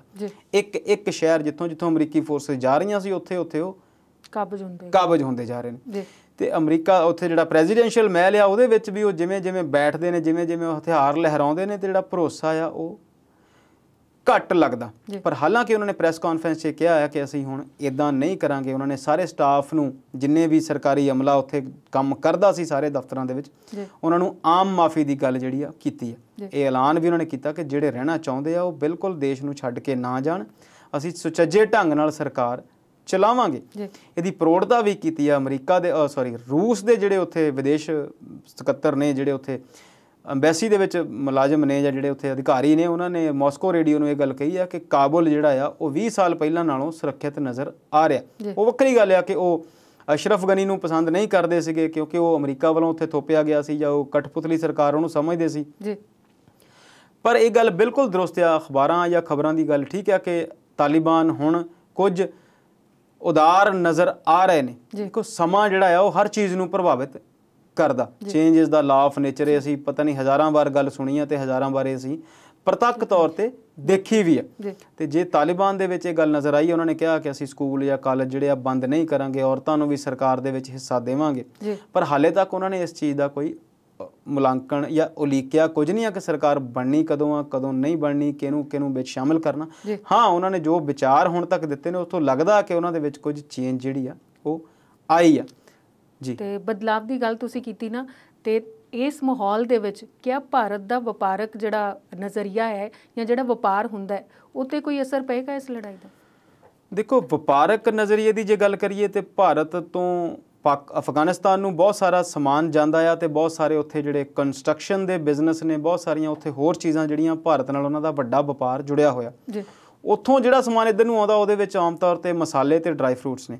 ਅੱਜ ਵੀ ਇਹ ਗੱਲ ਸੀ ਕਿ ਅੱਗੇ ਰੋਜ਼ 7 ਤੋਂ 10 ਟਰੱਕ ਆਉਂਦੇ ਸੀ ਤੇ ਹੁਣ ਇੱਕ ਵੀ ਨਹੀਂ ਆ ਰਿਹਾ। ਤੇ ਅਸੀਂ ਜਾਣਦੇ ਹਾਂ ਕਿ ਸਾਡੀ ਜਿਹੜੀ ਡਰਾਈ ਫਰੂਟ ਦੀ ਮੰਗ ਆ ਉਹ ਸਾਰਾ ਸਾਲ ਹੀ ਬਣੀ ਰਹਿੰਦੀ ਆ, ਪਰ ਇਹਨਾਂ ਦਿਨਾਂ 'ਚ ਜਦੋਂ ਬਰਸਾਤ ਖਤਮ ਹੋਣੀ ਆ, ਸਰਦੀ ਦਾ ਸ਼ੁਰੂਆਤ ਹੋਣੀ ਆ, ਤਿਉਹਾਰਾਂ ਦਾ ਸੀਜ਼ਨ ਆ ਤੇ ਡਰਾਈ ਫਰੂਟ ਦੀ ਜਿਹੜੀ ਮੰਗ ਆ ਉਹ ਬਹੁਤ ਵੱਧ ਜਾਣੀ ਆ। ਤੇ ਉਹਦੇ ਵਿੱਚ ਕਿਉਂਕਿ ਉਹਦੀ ਜਿਹੜੀ ਸਪਲਾਈ ਚੇਨ ਆ ਉਹ ਟੁੱਟ ਗਈ ਆ ਤੇ ਇਹਦੇ ਕਰਕੇ ਇਹਦੇ ਕੀਮਤਾਂ ਦੇ ਵਿੱਚ ਵਾਧੇ ਦੀ ਗੱਲ ਵੀ ਸਾਹਮਣੇ ਆ ਰਹੀ ਆ। ਪਰ ਉਹਦੇ ਨਾਲ ਜਿਹੜੀ ਭਾਰਤ ਦੇ ਜਿਹੜਾ ਉਹਨਾਂ ਨਾਲ ਸੰਬੰਧ ਆ ਉਹ ਵੀ ਬਹੁਤ ਮਾਇਨੇ ਰੱਖਦੇ ਨੇ। ਜਦੋਂ ਅਸੀਂ ਬੀਤੇ ਵੱਲ ਚੱਲ ਜਾਈਏ, ਜਦੋਂ ਸਾਡੀ ਆਜ਼ਾਦੀ ਨਹੀਂ ਸੀ ਹੋਈ, ਭਾਰਤ ਪਾਕਿਸਤਾਨ ਇੱਕ ਸੀ ਤੇ ਅਫਗਾਨਿਸਤਾਨ ਸਾਡੇ ਨਾਲ ਸਰਹੱਦੀ ਦੇਸ਼ ਸੀ। ਹੁਣ ਵੀ ਭਾਵੇਂ ਥੋੜਾ ਦੂਰ ਆ ਪਰ ਸਰਹੱਦ ਹਾਲੇ ਤੱਕ ਸਿੱਧੀ ਟੱਚ ਨਹੀਂ ਕਰਦੀ, ਪਰ ਸਾਡੇ ਨਾਲ ਉਹਨਾਂ ਦੇ ਜਿਹੜੇ ਤਾਲਮੇਲ ਨੇ ਜਾਂ ਸੰਬੰਧ ਨੇ ਉਹ ਬਹੁਤ ਚੰਗੇ ਨੇ। ਭਾਰਤ ਸਰਕਾਰ ਇੱਥੇ ਬਹੁਤ ਪਛੜੀ ਹੋਈ ਨਜ਼ਰ ਆਉਂਦੀ ਆ ਉਸ ਦੂਸਰੀ ਪਾਰਟੀ ਦੇ ਨਾਲ ਗੱਲਬਾਤ ਕਰਨ ਦੇ ਵਿੱਚ। ਹਾਲਾਂਕਿ ਅਫਗਾਨਿਸਤਾਨ ਤੋਂ ਬਾਹਰ ਜਿਹੜੀਆਂ ਮੀਟਿੰਗਸ ਤਾਲਿਬਾਨ ਨੇ ਅਮਰੀਕਾ ਨਾਲ ਕੀਤੀਆਂ, ਬਾਕੀ ਮੁਲਕਾਂ ਨਾਲ ਵੀ ਕੀਤੀਆਂ, ਜਰਮਨੀ ਨਾਲ ਵੀ ਹੋਈਆਂ, ਸਪੇਨ ਨਾਲ ਵੀ ਹੋਈਆਂ, ਨਾਰਵੇ ਨਾਲ ਵੀ ਹੋਈਆਂ, ਨਾਟੋ ਦੀਆਂ ਬਾਕੀ ਫੋਰਸਿਸ ਨਾਲ ਵੀ ਹੋਈਆਂ, ਉੱਥੇ ਭਾਰਤ ਨੂੰ ਉਨੀ ਤਵੱਜੋ ਨਹੀਂ ਦਿੱਤੀ ਗਈ ਜਾਂ ਇਹ ਉਨੀ ਤਵੱਜੋ ਖਿੱਚਣ ਦੇ ਵਿੱਚ ਕਾਮਯਾਬ ਨਹੀਂ ਹੋਏ। ਕਿਉਂਕਿ ਇਹਨਾਂ ਨੇ ਬੀਤੇ ਸਮੇਂ ਦੇ ਵਿੱਚ ਜਿੰਨਾ ਆਪਣਾ ਧਿਆਨ ਰੱਖਿਆ, ਜਿੰਨੀ ਵੀ ਇਹਨਾਂ ਨੇ ਆਪਣੀ ਜਿਹੜੀ ਡਾਇਲੌਗ ਸੀਗੀ ਉਹ ਅਫਗਾਨਿਸਤਾਨ ਦੀ ਸਰਕਾਰ ਨਾਲ ਹੀ ਰੱਖੀ, ਤਾਲਿਬਾਨ ਨਾਲ ਨਹੀਂ ਰੱਖੀ। ਜਾਂ ਤੇ ਇਹ ਉਸ ਚੀਜ਼ ਨੂੰ ਸਮਝ ਨਹੀਂ ਸਕੇ, ਅੰਡਰਸਟੈਂਡ ਨਹੀਂ ਕਰ ਸਕੇ ਕਿ ਉੱਥੇ ਤਾਲਿਬਾਨ ਕਿਸ ਪੋਜੀਸ਼ਨਸ ਨੇ, ਜਾਂ ਫਿਰ ਇਹ ਸਿਰਫ ਅਮਰੀਕਾ ਵਾਲੀ ਸਰਕਾਰ ਦੇ ਉੱਤੇ ਹੀ ਟੇਕ ਰੱਖ ਕੇ ਬੈਠ ਰਿਹਾ ਤੇ ਰਸ਼ੀਆ ਵਾਲੀ ਭੂਮਿਕਾ ਨੂੰ ਤੇ ਚਾਈਨਾ ਵਾਲੀ ਭੂਮਿਕਾ ਨੂੰ ਇਹਨਾਂ ਨੇ ਅਣਗੌਲਿਆਂ ਕੀਤਾ। ਪਰ ਇਹ ਗੱਲ ਦੇਖਣੀ ਪਊਗੀ ਕਿ ਭਾਰਤ ਦੇ ਵਿਦੇਸ਼ ਜਿਹੜੀ ਨੀਤੀ ਆ ਉਹ ਸਾਰਿਆਂ ਨੂੰ ਨਾਲ ਲੈ ਕੇ ਚੱਲਣ ਦੀ ਸੀ। ਪਰ ਇਹ ਤਾਲਿਬਾਨ ਵਾਲੀ ਗੱਲ ਦੇ ਵਿੱਚ ਇਹ ਫੇਲ ਨਜ਼ਰ ਆਇਆ। ਅੱਜ ਵੀ ਭਾਰਤ ਸਰਕਾਰ ਦਾ ਇਹੀ ਕਹਿਣਾ ਆ ਕਿ ਤਾਲਿਬਾਨ ਦੀ ਸਰਕਾਰ ਜਿਵੇਂ ਬਣੇਗੀ, ਜਦੋਂ ਬਣੇਗੀ, ਉਸ ਤੋਂ ਬਾਅਦ ਅਸੀਂ ਨੀਤੀ ਜਿਹੜੀ ਨਿਰਧਾਰਿਤ ਕਰਾਂਗੇ। ਸੋ ਉੱਥੋਂ ਇਹਨਾਂ ਨੂੰ ਇੱਦਾਂ ਲੱਗਦਾ ਕਿ ਵਿਦੇਸ਼ ਨੀਤੀ ਜਿਹੜੀ ਆ ਉਹ ਬਹੁਤ ਕਾਰਗਰ ਨਹੀਂ। ਜੀ, ਤੇ ਅੰਮ੍ਰਿਤ ਜੀ, ਜੇ ਹੁਣ ਅਮਰੀਕਾ ਦੀ ਗੱਲ ਕਰੀਏ ਤੇ ਅਮਰੀਕਾ ਦੇ ਰਾਸ਼ਟਰਪਤੀ ਨੇ ਫਿਰ ਤੋਂ ਲੈ ਕੇ ਕੋਈ ਬਿਆਨ ਜਾਰੀ ਕੀਤਾ, ਉਹ ਬਿਆਨ ਕੀ ਹੈ? ਸਾਰੀ ਦੁਨੀਆ ਦੇ ਵਿੱਚ ਸਭ ਤੋਂ ਜ਼ਿਆਦਾ ਜਿਹੜੀ ਨਿੰਦਾ ਹੋ ਰਹੀ ਸੀ ਅਫਗਾਨਿਸਤਾਨ ਦੇ ਮਸਲੇ ਨੂੰ ਲੈ ਕੇ, ਉਹ ਜੇ ਕਿਸੇ ਦੀ ਹੋ ਰਹੀ ਸੀ ਤਾਂ ਉਹ ਸਿਰਫ ਔਰ ਸਿਰਫ ਜੋ ਬਾਈਡਨ ਦੀ ਹੋ ਰਹੀ ਸੀ। क्योंकि अमरीका अपने आप ਨੂੰ ਦੁਨੀਆ ਦੀ ਸਭ ਤੋਂ ਮਸ਼ਹੂਰ ਸਭ ਤੋਂ ਤਾਕਤਵਰ ਧਿਰ ਦੱਸਦਾ ਤੇ ਉਹ ਹੈ ਵੀ ਤੇ 20 ਸਾਲ ਉੱਥੇ ਉਹਨਾਂ ਨੇ ਲਾਏ ਨੇ ਤੇ ਉਸ ਤੋਂ ਬਾਅਦ ਇੰਨੀ ਜਲਦੀ ਉੱਥੋਂ ਭੱਜ ਜਾਣਾ ਤੇ ਇਹ ਕਹਿਣਾ ਕਿ ਉੱਥੇ ਉਸ ਜਿਹੜੀ ਸਰਕਾਰ ਆ ਉੱਥੋਂ ਦੀ ਉਹਦੇ ਤੇ 3 ਲੱਖ ਦੀ ਸੈਨਾ ਆ ਤੇ ਬਾਅਦ ਵਿੱਚ ਉਹ ਸਾਰੇ ਸਟਰਕਚਰ ਦਾ ਬਿਲਕੁਲ ਰੇਤ ਦੇ ਮਹਿਲ ਵਾਂਗ ਢਹਿ ਜਾਣਾ ਅਮਰੀਕਾ ਦੇ ਉੱਤੇ ਉਂਗਲੀ ਉਠਾਉਂਦਾ ਸੀ। ਬੜੇ ਦਿਨਾਂ ਬਾਅਦ ਜੋ ਬਾਈਡਨ ਨੇ ਸਾਹਮਣੇ ਆ ਕੇ ਕੁਝ ਗੱਲਾਂ ਕੀਤੀਆਂ ਤੇ ਉਸ ਤੋਂ ਇਹੀ ਗੱਲ ਸਮਝ ਆਉਂਦੀ ਆ ਕਿ ਅਮਰੀਕਾ ਨੇ ਉੱਥੋਂ ਖੱਟਿਆ ਕੁਛ ਨਹੀਂ। ਲਦੇਨ ਨੂੰ ਮਾਰ ਕੇ ਜਿਹੜੀ ਆਪਣੀ ਇੱਕ ਹੈਂਕੜ ਦਿਖਾਈ ਸੀ ਉਸ ਤੋਂ ਇਲਾਵਾ ਉਹਨਾਂ ਦੇ ਪੱਲੇ ਉੱਥੇ ਕੁਝ ਵੀ ਨਹੀਂ। ਉਹਨਾਂ ਨੇ 2 ਗੱਲਾਂ ਦੱਸੀਆਂ ਕਿ ਅਮਰੀਕਾ ਕੋਲ ਉੱਥੇ ਕਰਨ ਲਈ 2 ਕੰਮ ਸੀ, ਜਾਂ ਤੇ ਅਸੀਂ ਫਿਰ ਦੁਬਾਰਾ ਫੋਰਸਸ ਨੂੰ ਭੇਜ ਕੇ ਇੱਕ ਅਜਿਹੀ ਜੰਗ ਲੜਦੇ ਜਿਹੜੀ ਕਦੇ ਵੀ ਜਿੱਤੀ ਨਹੀਂ ਸੀ ਜਾ ਸਕਦੀ। ਬਟ ਇਟ ਮੀਨਸ ਇਹਦਾ ਮਤਲਬ ਇਹ ਆ ਕਿ ਅਮਰੀਕਾ ਦੇ ਰਾਸ਼ਟਰਪਤੀ ਨੇ ਇਹ ਗੱਲ ਬਿਲਕੁਲ ਸਾਫ਼ ਤੌਰ ਤੇ ਸਮਝ ਲਈ ਆ ਕਿ ਅਫਗਾਨਿਸਤਾਨ ਨੂੰ ਜਾਂ ਕਿਸੇ ਵੀ ਹੋਰ ਦੇਸ਼ ਨੂੰ ਲੰਬੇ ਸਮੇਂ ਤੱਕ ਕਬਜ਼ੇ 'ਚ ਨਹੀਂ ਰੱਖਿਆ ਜਾ ਸਕਦਾ। ਉੱਥੇ ਜਿਹੜੀ ਜੰਗ ਆ ਉਹ ਲੜਾਈ ਜਿਹੜੀ ਆ ਉਹ ਫੌਜ ਨਾਲ ਨਹੀਂ ਜਿੱਤੀ ਜਾ ਸਕਦੀ। ਲੋਕ ਉਹ ਲੜਾਈ ਲੜਨ, ਆਮ ਲੋਕ ਉਹਦੇ 'ਚ ਉਹ ਹੁਣ ਇਹੀ ਉਹਨਾਂ ਨੇ ਗੱਲ ਦੂਜੀ ਗੱਲ ਉਹਨਾਂ ਨੇ ਇਹ ਵੀ ਕਹੀ ਆ ਕਿ ਇਹ ਅਫਗਾਨੀ ਲੋਕ ਜਿਹੜੇ ਨੇ ਅਜਿਹੇ ਨੇ ਜਿਹੜੇ ਆਪਣੇ ਹੱਕਾਂ ਲਈ ਖੜਦੇ ਨਹੀਂ, ਜਾਂ ਇੰਜ ਕਹਿ ਲਈਏ ਕਿ ਉਹ ਤਾਲਿਬਾਨ ਨੂੰ ਹੀ ਪਸੰਦ ਕਰਦੇ ਨੇ। ਇੱਦਾਂ ਵੀ ਹੋ ਸਕਦਾ। ਫਿਰ ਦੂਜੀ ਉਹਨਾਂ ਨੇ ਗੱਲ ਕੀਤੀ ਕਿ ਦੂਜਾ ਰਸਤਾ ਸਾਡੇ ਕੋਲ ਇਹ ਸੀ ਕਿ ਅਸੀਂ ਉਸ ਦੇਸ਼ ਦੇ ਲੋਕ ਜਿਹੜੇ ਆਪਣੇ ਲਈ ਲੜਨਾ ਹੀ ਨਹੀਂ ਚਾਹੁੰਦੇ, ਜਿਹੜੇ ਲੋਕਤੰਤਰ ਚਾਹੁੰਦੇ ਹੀ ਨਹੀਂ, ਅਸੀਂ ਉਹਨਾਂ ਨੂੰ ਉਹਨਾਂ ਦੇ ਹਾਲ 'ਤੇ ਛੱਡ ਗਈਏ। ਤੇ ਅਮਰੀਕਾ ਦੀ ਜਿਹੜੀ ਅੰਦਰ ਅਮਰੀਕਾ ਦੇ ਇੰਟਰਨਲ ਮੈਟਰਸ ਦੇ ਵਿੱਚ ਵੀ ਅਮਰੀਕਾ ਦੇ ਆਮ ਲੋਕਾਂ ਵੱਲੋਂ ਸਮੇਂ-ਸਮੇਂ ਤੇ ਸੈਨੇਟਰਸ ਵੱਲੋਂ ਵੀ ਬਹੁਤ ਆਲੋਚਨਾ ਹੋਈ ਆ ਕਿ ਅਮਰੀਕਾ ਵੱਡੇ ਕਰਜ਼ੇ ਦੇ ਵਿੱਚ ਡੁੱਬਿਆ ਹੋਇਆ, ਕੋਵਿਡ ਦੇ ਦੌਰਾਨ ਵੀ ਬਹੁਤ ਨੁਕਸਾਨ ਹੋਇਆ ਤੇ ਫਿਰ ਵੀ ਅਮਰੀਕਾ ਉੱਥੇ ਬਹੁਤ ਵੱਡੀ ਜਿਹੜੀ ਸੈਨਿਕ ਸਹਾਇਤਾ ਦੇ ਰਿਹਾ ਤੇ ਉੱਥੇ ਇੱਕ ਨਾ ਜਿੱਤਣ ਵਾਲੀ ਬਹੁਤ ਮਹਿੰਗੀ ਲੜਾਈ ਲੜ ਰਿਹਾ। ਉਹਨੂੰ ਦੇਖਦੇ ਹੋਏ ਬਾਈਡਨ ਸਾਹਿਬ ਨੇ ਆਪਣਾ ਪੱਖ ਰੱਖਿਆ ਤੇ ਦੁਨੀਆ ਉਹਨਾਂ ਨੂੰ ਦੂਜੇ ਤਰੀਕੇ ਨਾਲ ਦੇਖ ਰਹੀ ਆ। ਦੁਨੀਆ ਦੇ ਜਿਹੜੇ ਮੁਲਕ ਨੇ ਜਿਨ੍ਹਾਂ ਵਿੱਚ ਰੂਸ ਤੇ ਚੀਨ ਮੁੱਖ ਤੌਰ ਤੇ ਸ਼ਾਮਲ ਨੇ, ਈਰਾਨ ਵੀ ਉਹਦੇ ਵਿੱਚ ਸ਼ਾਮਲ ਆ, ਪਾਕਿਸਤਾਨ ਵੀ ਉਹਦੇ ਵਿੱਚ ਸ਼ਾਮਲ ਆ, ਬੰਗਲਾਦੇਸ਼ ਵੀ ਉਹਦੇ ਵਿੱਚ ਸ਼ਾਮਲ ਆ। ਉਹਨਾਂ ਨੇ ਤਾਲਿਬਾਨ ਦੀ ਪ੍ਰੋੜਤਾ ਕੀਤੀ ਅਤੇ ਉਹਨਾਂ ਨੇ ਇਹ ਕਿਹਾ ਕਿ ਅਮਰੀਕਾ ਨੂੰ ਉੱਥੋਂ ਜਾਣਾ ਚੰਗਾ ਸੀ ਤੇ ਪਹਿਲਾਂ ਹੀ ਚਲੇ ਜਾਣਾ ਚਾਹੀਦਾ ਸੀਗਾ। ਤੇ ਉਹਨਾਂ ਨੇ ਤੇ ਰਸ਼ੀਆ ਨੇ ਤੇ ਚੀਨ ਨੇ ਇਹਨਾਂ ਨੇ ਤਾਂ ਇਹ ਵੀ ਕਿਹਾ ਕਿ ਉੱਥੇ ਜੋ ਕੁਝ ਹੋਇਆ ਉਹਦਾ ਸਾਰਾ ਜ਼ਿੰਮੇਵਾਰੀ ਅਮਰੀਕਾ ਆ। ਦੇਖੋ ਅਸੀਂ ਸਾਰੇ ਜਾਣਦੇ ਹਾਂ ਕਿ ਇੰਟਰਨੈਸ਼ਨਲ ਪੋਲਿਟਿਕਸ ਦੇ ਵਿੱਚ ਅੰਤਰਰਾਸ਼ਟਰੀ ਲੈਵਲ ਦੇ ਉੱਤੇ ਕੌਣ ਕਿਹਦਾ ਦੋਸਤ ਆ ਤੇ ਕੌਣ ਕਿਹਦੇ ਖਿਲਾਫ ਬੋਲਦਾ। ਤੇ ਹੁਣ ਬੜੀ ਜਲਦੀ ਦੇ ਨਾਲ ਪਾਕਿਸਤਾਨ ਨੇ, ਬੰਗਲਾਦੇਸ਼ ਨੇ, ਚੀਨ ਨੇ, ਰੂਸ ਨੇ, ਈਰਾਨ ਨੇ ਅਫਗਾਨਿਸਤਾਨ ਦੀ ਜਿਹੜੀ ਮੌਜੂਦਾ ਸਰਕਾਰ ਆ, ਜਿਹੜੀ ਕਾਬਜ਼ ਧਿਰ ਆ, ਹਾਲੇ ਸਰਕਾਰ ਨਹੀਂ ਆ, ਹਾਲੇ ਉਹਨਾਂ ਨੇ ਕੁਝ ਐਲਾਨ ਕੀਤੇ ਨਹੀਂ ਕਿ ਇਹਨੂੰ ਰਾਸ਼ਟਰਪਤੀ ਬਣਾਉਣਾ ਆ, ਕਿ ਇਹਨੂੰ ਕੀ ਕਰਨਾ ਹੈ। ਉਹ ਸਾਰੀਆਂ ਚੀਜ਼ਾਂ ਦਾ ਜਿਹੜਾ ਇਹਨਾਂ ਦੇਸ਼ਾਂ ਨੇ ਉਹਨਾਂ ਨੂੰ ਮਾਨਤਾ ਦੇ ਦਿੱਤੀ ਆ। ਆਉਣ ਵਾਲੇ ਦਿਨਾਂ 'ਚ ਜਿਹੜੀ ਘਟਨਾਕ੍ਰਮ ਆ ਚੱਲਦਾ ਰਹੂਗਾ ਜੀ। ਹਾਲੇ ਵਕਤ ਦੇ ਮੁਤਾਬਿਕ ਉਹਨਾਂ ਨੇ ਫੈਸਲੇ ਲੈ ਲਿਆ ਛੇਤੀ ਨਾਲ। ਭਾਰਤ ਸਰਕਾਰ ਕਦੋਂ ਫੈਸਲਾ ਲਏਗੀ ਇਹਦੇ ਬਾਰੇ ਸਮਾਂ ਉਡੀਕਣਾ ਪਏਗਾ। ਪਰ ਇਸ ਪ੍ਰੋਗਰਾਮ 'ਚ ਅਗਲੇ ਮੁੱਦੇ ਤੇ ਤੁਹਾਡੇ ਵਿਚਾਰ ਜਾਣਾਂਗੇ ਇਸ ਬ੍ਰੇਕ ਤੋਂ ਬਾਅਦ।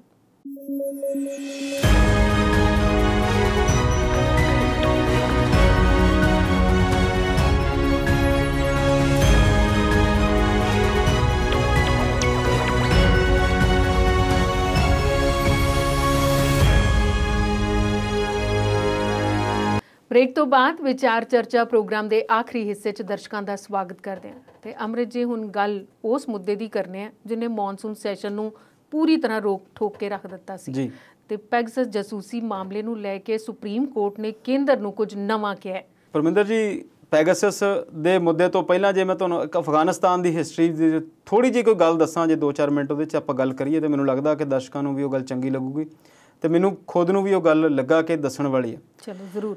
ਅਸੀਂ ਇਹ ਗੱਲ ਸਮਝਦੇ ਹਾਂ ਕਿ ਬੀਤੇ 40 ਕੁ ਸਾਲਾਂ ਦੇ ਵਿੱਚ ਅਫਗਾਨਿਸਤਾਨ ਤੋਂ ਦੁਨੀਆ ਦੀਆਂ ਦੋਨੋਂ ਵੱਡੀਆਂ ਹਸਤੀਆਂ ਜਿਹੜੀਆਂ ਆ ਉਹ ਹਾਰ ਕੇ ਭੱਜ ਚੁੱਕੀਆਂ। ਅਮਰੀਕਾ ਹੁਣ ਜਾ ਰਿਹਾ ਤੇ ਰੂਸ ਜਿਹੜਾ ਆ ਉੱਥੋਂ 94, 95, 96 ਦੇ ਵਿੱਚ ਚਲਾ ਗਿਆ ਸੀ ਜਦੋਂ ਉੱਥੇ ਤਾਲਿਬਾਨ ਹਮਲਾਵਰ ਹੋ ਗਿਆ ਸੀਗਾ।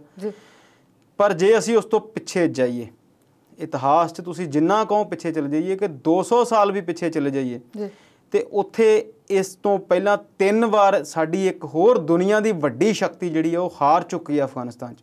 ਹੁਣ ਅੱਜ ਦੇ ਸਮੇਂ ਦੇ ਵਿੱਚ ਰਾਜਨੀਤੀ ਪੜ੍ਹਨ ਵਾਲੇ ਜਾਂ ਦੇਖਣ ਵਾਲੇ ਸੋਚਣਗੇ ਕਿ ਰੂਸ ਤੇ ਅਮਰੀਕਾ ਤੋਂ ਬਿਨਾਂ ਹੋਰ ਵੱਡੀ ਹਸਤੀ ਕਿਹੜੀ ਸੀ। ਮੈਂ ਗੱਲ ਕਰਦਾ ਇੱਕ ਸਮਾਂ ਸੀ ਜਦੋਂ ਭਾਰਤ ਦੀ ਆਜ਼ਾਦੀ ਵੀ ਨਹੀਂ ਸੀ ਹੋਈ, 1838 ਦੀ ਗੱਲ ਕਰਦੇ ਹਾਂ। ਤੇ ਬ੍ਰਿਟੇਨ ਇੱਕ ਇਹੋ ਜਿਹੀ ਹਸਤੀ ਸੀ ਜਿਹੜੀ ਸਾਰੀ ਦੁਨੀਆ ਵਿੱਚ ਕਿਹਾ ਜਾਂਦਾ ਸੀ ਕਿ ਉਹਨਾਂ ਦਾ ਕਿਤੇ ਵੀ ਸੂਰਜ ਜਿਹੜਾ ਆ ਉਹ ਛੁਪਦਾ ਨਹੀਂ, ਡੁੱਬਦਾ ਨਹੀਂ।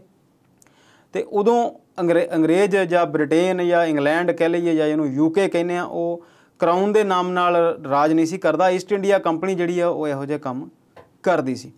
ਤੇ 1838 ਦੇ ਵਿੱਚ ਜਦੋਂ ਦੋਸਤ ਮੁਹੰਮਦ ਖਾਨ ਦੀ ਸਰਕਾਰ ਸੀ ਅਫਗਾਨਿਸਤਾਨ ਦੇ ਵਿੱਚ, ਤੇ ਉਦੋਂ ਵੀ ਇਹਨਾਂ ਨੇ ਉੱਥੇ ਹਮਲਾ ਕੀਤਾ ਸੀ ਤੇ ਇਹਨਾਂ ਨੇ ਹਮਲਾ ਕਰਨ ਦੀ ਵਜ੍ਹਾ ਇਹੀ ਸੀ ਕਿ ਜੇ ਅਫਗਾਨਿਸਤਾਨ ਨੂੰ ਅਸੀਂ ਕੈਪਚਰ ਕਰ ਲਈਏ ਤੇ ਹਿੰਦੁਸਤਾਨ ਤੇ ਸਾਡੀ ਸਰਕਾਰ ਪਹਿਲਾਂ ਹੀ ਆ ਤੇ ਸਾਡੀ ਜਿਹੜੀ ਤਾਕਤ ਆ ਉੱਥੇ ਹੋਰ ਬਣੀ ਰਹੂਗੀ।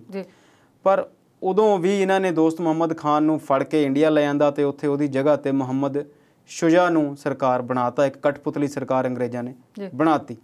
ਮੁਹੰਮਦ ਸ਼ੁਜਾ ਖਾਨ ਜਿਹੜਾ ਆ ਉਹ ਦੁਰਾਨੀ ਨਾਮ ਦੇ ਇੱਕ ਹੋਰ ਸ਼ਾਸਕ ਦਾ ਪੋਤਾ ਸੀ ਜਿਹੜਾ ਕਿ ਅਫਗਾਨਿਸਤਾਨ ਦੇ ਮੁੱਢਲੇ ਸ਼ਾਸਕਾਂ 'ਚੋਂ ਸੀ।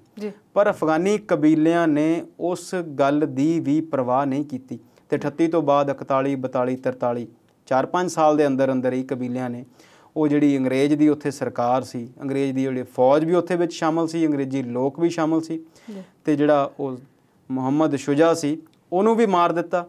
ਇੱਕ ਮੀਟਿੰਗ ਦੇ ਵਿੱਚੋਂ ਜਦੋਂ ਉਹਨਾਂ ਦਾ ਉੱਥੇ ਦਾ ਅੰਗਰੇਜ਼ਾਂ ਦਾ ਇੱਕ WH ਮੈਕਾਥਨ ਨਾਂ ਦਾ ਜਿਹੜਾ ਉੱਥੇ ਗਵਰਨਰ ਸੀ, ਇੱਕ ਜਾਂ ਸਲਾਹਕਾਰ ਸੀ ਅੰਗਰੇਜ਼ੀ ਪੋਲਿਟਿਕਸ ਦਾ, ਉਹਨੂੰ ਵੀ ਮੀਟਿੰਗ 'ਚੋਂ ਨਿਕਲਦਿਆਂ ਹੀ ਮਾਰ ਦਿੱਤਾ। ਸੋ 38 ਦੇ ਵਿੱਚ ਅੰਗਰੇਜ਼ ਉੱਥੇ ਕਾਬਜ ਹੁੰਦੇ ਆ ਤੇ 43 ਦੇ ਵਿੱਚ ਉੱਥੋਂ ਹਾਰ ਕੇ ਬਾਹਰ ਹੋ ਜਾਂਦੇ ਆ। ਬਾਹਰ ਹੋਣ ਤੋਂ ਬਾਅਦ ਉਹਨਾਂ ਨੇ ਉੱਥੇ ਆਪਣੇ ਲੋਕਾਂ ਨੂੰ ਗਠਿਤ ਕੀਤਾ ਜਿੰਨੇ ਕੁ ਉੱਥੇ ਸੀ ਕਿ ਇਹਨਾਂ ਨੂੰ 16,500 ਦੇ ਤਕਰੀਬਨ ਲੋਕ ਸੀ ਤੇ ਉਹਨਾਂ ਨੂੰ ਕਿਹਾ ਕਿ ਇੱਥੋਂ ਇਹਨਾਂ ਨੂੰ ਕੱਢੀਏ ਤੇ ਅਸੀਂ ਭਾਰਤ ਲੈ ਜਾਈਏ। ਪਰ ਅਫਗਾਨਿਸਤਾਨ ਤੋਂ ਭਾਰਤ ਦੇ ਵਿੱਚ ਹੋਣ ਲਈ ਕਲਕੱਤੇ ਜਾਂ ਦਿੱਲੀ ਪਹੁੰਚਣ ਲਈ ਲੰਬਾ ਸਮਾਂ ਲੱਗਣਾ ਸੀ ਤੇ ਇਹ ਉਹ ਦੌਰ ਆ ਜਦੋਂ ਟ੍ਰੇਨਾਂ ਜਾਂ ਕੁਝ ਹੋਰ ਨਹੀਂ ਸੀ ਤੇ ਉਸ ਕਾਫਲੇ ਦੇ ਵਿੱਚੋਂ ਤੁਸੀਂ ਸੋਚੋ ਉਸ ਜ਼ਮਾਨੇ ਦੇ ਵਿੱਚ ਅਫਗਾਨੀ ਕਬੀਲਿਆਂ ਨੇ ਉਹ 16,500 ਬੰਦਾ ਲਗਭਗ ਸਾਰਾ ਹੀ ਮਾਰ ਦਿੱਤਾ ਸੀ। ਕਿਹਾ ਜਾਂਦਾ ਕਿ ਕੁਝ 100 ਕੁ ਲੋਕ ਹੀ ਬਚੇ ਸੀ ਉੱਥੋਂ। ਇੰਨਾ ਖੂਨ ਖਰਾਬਾ ਅਫਗਾਨਿਸਤਾਨ ਨੇ ਕੀਤਾ ਸੀ ਤੇ ਅੰਗਰੇਜ਼ਾਂ ਨੂੰ ਉੱਥੋਂ ਖਦੇੜ ਦਿੱਤਾ ਸੀ। ਫਿਰ ਗੱਲ ਆਉਂਦੀ ਹੈ ਜੀ 38 ਤੋਂ ਬਾਅਦ 40 ਸਾਲ ਤੱਕ ਉੱਥੇ ਉਸ ਜਿਹੜਾ ਸ਼ਾਸਨ ਸੀ ਚੱਲਦਾ ਰਿਹਾ ਤੇ ਫਿਰ ਦੋਸਤ ਮੁਹੰਮਦ ਖਾਨ ਸੀ ਉਹਦੇ ਪੋਤੇ ਸ਼ੀਰ ਅਲੀ ਖਾਨ ਕੋਲ ਰਾਜ ਆ ਗਿਆ ਤੇ ਫਿਰ ਅੰਗਰੇਜ਼ ਇੰਨੀ ਦੇਰ ਦੇ ਵਿੱਚ ਈਸਟ ਇੰਡੀਆ ਦੀ ਜਗ੍ਹਾ ਤੇ ਕਰਾਊਨ ਦੇ ਨਾਲ ਜਾਣੀ ਕਿ ਰਾਜ ਦੇ ਨਾਲ ਜਾਂ ਰਾਣੀ ਦੇ ਰਾਜ ਥੱਲੇ ਆ ਕੇ ਫਿਰ ਇੱਕ ਵਾਰੀ ਉੱਥੇ ਜਿਹੜਾ ਵਾਇਸਰਾਏ ਸੀ ਅੰਗਰੇਜ਼ਾਂ ਦਾ ਲਿਟਨ ਉਹਨੇ ਕਿਹਾ ਕਿ ਅਫਗਾਨਿਸਤਾਨ ਨੂੰ ਇੱਕ ਵਾਰੀ ਕਾਬਜ ਕਰੀਏ, ਅਫਗਾਨਿਸਤਾਨ ਤੇ ਹਮਲਾ ਉਹਨੇ ਬੋਲਿਆ ਪਰ ਸਫਲ ਉਹ ਵੀ ਨਹੀਂ ਹੋਇਆ। ਜਿੱਦਾਂ ਆਪਾਂ ਗੱਲ ਕੀਤੀ 42-43 ਤੱਕ ਇਹ 4-5 ਸਾਲ ਹੀ ਅੰਗਰੇਜ਼ਾਂ ਕੋਲ ਗੱਲ ਬਣੀ। ਫਿਰ ਅਫਗਾਨੀ ਕਬੀਲੇ ਜਿਹੜੇ ਸੀ ਹਾਵੀ ਹੋ ਗਏ। ਫਿਰ ਅਫਗਾਨ 1878 ਤੱਕ ਲਗਭਗ 38-35 ਸਾਲ ਉੱਥੇ ਕਾਬਜ ਰਹੇ। ਅੰਗਰੇਜ਼ਾਂ ਨੇ ਫਿਰ ਸੋਚਿਆ ਕਿ ਹੁਣ ਉਹਨਾਂ ਦੀ ਤਾਕਤ ਵੀ ਵੱਧ ਗਈ ਸੀ ਤੇ ਉਹਨਾਂ ਨੇ ਈਸਟ ਇੰਡੀਆ ਕੰਪਨੀ ਦੀ ਜਗ੍ਹਾ ਕਰਾਊਨ ਦੇ ਰਾਜ ਥੱਲੇ ਜਾਂ ਕਰਾਊਨ ਦੇ ਝੰਡੇ ਦੇ ਨਾਲ ਜਾਂ ਆਪਣੇ ਯੂਨੀਅਨ ਜੈਕ ਦੇ ਅਧੀਨ ਉਹ ਫਿਰ ਦੇਸ਼ ਸਾਰੀ ਦੁਨੀਆ ਦੇ ਵਿੱਚ ਕਾਬਜ ਹੋ ਗਏ ਸੀ ਜਾਂ ਹੋ ਰਹੇ ਸੀ। ਫਿਰ ਲਾਰਡ ਲਿਟਨ ਨੇ ਇੱਕ ਵਾਰ ਕੋਸ਼ਿਸ਼ ਕੀਤੀ, ਉਹਨਾਂ ਨੇ ਉੱਥੋਂ ਦੇ ਮੌਜੂਦਾ ਗਵਰਨਰ ਨੂੰ ਹਰਾਇਆ ਪਰ ਫਿਰ ਵੀ ਗੱਲ ਜਿਹੜੀ ਸੀ ਉਹ ਕੁਝ ਸਾਲ ਤੱਕ ਹੀ ਰਹੀ, ਫਿਰ ਵੀ ਉੱਥੋਂ ਹਾਰ ਗਏ। ਸੋ ਇਹ ਦੋ ਵਾਰ ਦਾ ਇਤਿਹਾਸ ਹੈ ਕਿ 1838 ਤੇ 1878 ਦੇ ਵਿੱਚ ਅਫਗਾਨੀ ਫਿਰ ਇੱਕ ਵਾਰ ਅੰਗਰੇਜ਼ਾਂ ਨੂੰ ਉੱਥੋਂ ਭਜਾਉਣ ਦੇ ਵਿੱਚ ਕਾਮਯਾਬ ਹੋਏ। ਅਫਗਾਨਿਸਤਾਨ ਦਾ ਜਿਹੜਾ ਯੁੱਧ ਦੀਆਂ ਕਹਾਣੀਆਂ ਆ ਜਾਂ ਉੱਥੇ ਬਾਹਰਲੀਆਂ ਪਾਰਟੀਆਂ ਦਾ ਆਉਣਾ ਤੇ ਉਹਨਾਂ ਦਾ ਖਦੇੜੇ ਜਾਣਾ, ਕੁਝ ਸਾਲ ਤੱਕ ਉੱਥੇ ਕਾਬਜ ਰਹਿਣਾ, ਇਹ ਜਿਹੜਾ ਆ ਲਗਾਤਾਰ ਇੱਦਾਂ ਹੀ ਚੱਲਦਾ ਰਿਹਾ। 1919 ਦੇ ਵਿੱਚ ਜਦੋਂ ਫਸਟ ਵਰਲਡ ਵਾਰ ਸ਼ੁਰੂ ਹੁੰਦੀ ਆ, ਤੁਰਕੀ ਦੇ ਵਿੱਚ ਅੰਗਰੇਜ਼ ਲੜਦੇ ਸੀ ਤੇ ਅਫਗਾਨਿਸਤਾਨ ਦੇ ਵਿੱਚ ਜਿਹੜੀ ਸਰਕਾਰ ਸੀ ਉਹ ਉੱਥੋਂ ਲੱਗਦਾ ਸੀਗਾ ਕਿ ਫਿਰ ਇੱਥੇ ਜਿਹੜਾ ਆ ਕੁਝ ਖੱਪਖਾਨਾ ਹੋਵੇਗਾ ਤੇ ਫਿਰ ਇੱਦਾਂ ਹੀ ਹੋਇਆ। ਅਫਗਾਨਿਸਤਾਨ ਸਰਕਾਰ ਨੇ ਫਿਰ ਤੁਰਕੀ ਦੇ ਵਿੱਚ ਉਸ ਸੰਧੀ ਹੋਈ ਹੈ ਰਾਵਲਪਿੰਡੀ ਦੇ ਵਿੱਚ 1919 ਦੇ ਵਿੱਚ ਹੀ ਕਿ ਅੰਗਰੇਜ਼ਾਂ ਨੇ ਉੱਥੋਂ ਆਪਣਾ ਜਿਹੜਾ ਛੱਡਣਾ ਮੰਨ ਲਿਆ ਅਫਗਾਨਿਸਤਾਨ ਨੂੰ ਤੇ ਅਫਗਾਨਿਸਤਾਨ ਦੀ ਸਰਕਾਰ ਨੂੰ ਮਾਨਤਾ ਦਿੱਤੀ। ਉਸ ਮਾਨਤਾ ਦੇ ਨਾਲ ਦੀ ਨਾਲ ਹੀ ਅਫਗਾਨਿਸਤਾਨ ਨੇ ਫਿਰ ਰਸ਼ੀਆ ਦੇ ਨਾਲ ਜਿਹੜੀ ਇੱਕ ਸਾਂਝ ਪਾਈ ਤੇ ਰਸ਼ੀਆ ਨੂੰ USSR ਨੂੰ ਫਸਟ ਵਰਲਡ ਵਾਰ ਤੋਂ ਬਾਅਦ ਜਦੋਂ ਫਸਟ ਵਰਲਡ ਵਾਰ ਖਤਮ ਹੁੰਦੀ ਹੈ ਤੇ ਰਸ਼ੀਆ ਨੂੰ ਸਭ ਤੋਂ ਪਹਿਲਾਂ ਮਾਨਤਾ ਦੇਣ ਵਾਲੀ ਜਿਹੜੀ ਗੱਲ ਸੀ ਉਹ ਉਸ ਵੇਲੇ ਦੀ ਅਫਗਾਨਿਸਤਾਨ ਸਰਕਾਰ ਨੇ ਕੀਤੀ ਸੀ। ਦੇਖੋ 100 ਸਾਲ ਬਾਅਦ ਇਤਿਹਾਸ ਫਿਰ ਆਪਣੇ ਆਪ ਨੂੰ ਬਦਲ ਲਿਆ।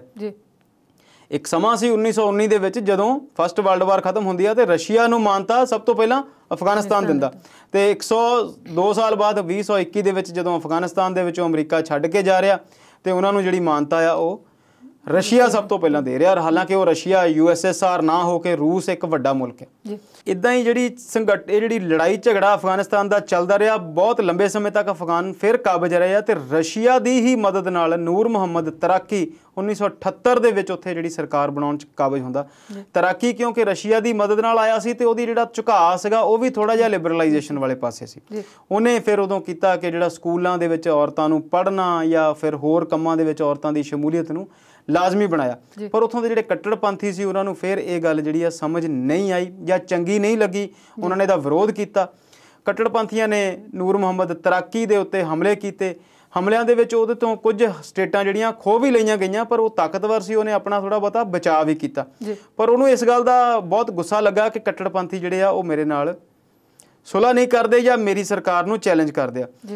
ਉਹਨੇ ਫਿਰ ਰੂਸ ਤੋਂ ਸਿੱਧੀ ਮਦਦ ਮੰਗੀ ਕਿ ਮੇਰੇ ਮੁਲਕ ਦੇ ਵਿੱਚ ਤੁਸੀਂ ਆਓ, ਮੈਨੂੰ ਸੈਨਿਕ ਸਹਾਇਤਾ ਚਾਹੀਦੀ ਹੈ।